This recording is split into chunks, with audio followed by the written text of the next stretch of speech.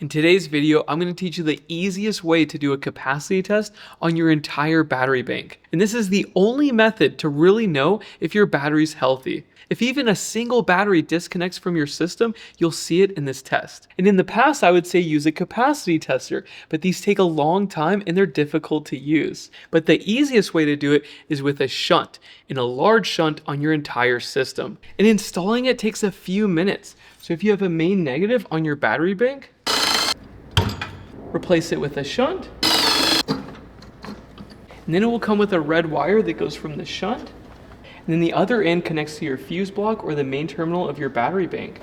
And the wire that comes with the shunt has a fuse, so don't do it like this. Use the wire that it comes with. Then pull out the Victron app and you'll see the shunt.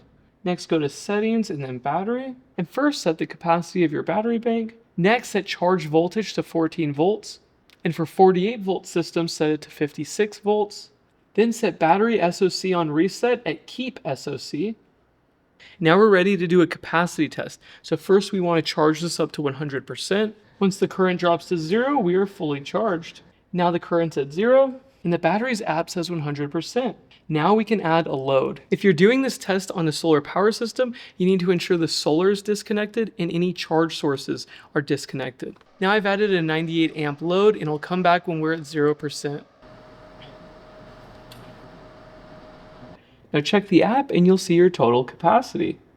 Now within the first 5 years of using a system, especially with solar, you should be pulling 90% capacity or higher. And if the system is 10 years old, you should be pulling above 80% capacity. If you're pulling less than that, you need to buy yourself a clamp meter. Put this clamp on every individual battery and ensure each battery is feeding into the system with the same amount of current. So if I have a battery bank with 5 batteries and I have a 100 amp load, each battery should supply around 20 amps. Now if one battery is pulling 0 amps or a number different than all the others, you want to remove it from your system and then test for capacity again. Now if the current on all the batteries is the same, but you have bad capacity, you have an issue with all of your batteries. And the best course of action is to contact the manufacturer for a warranty claim. And that's it, super easy, anybody can do it. Thank you so much for watching, bye.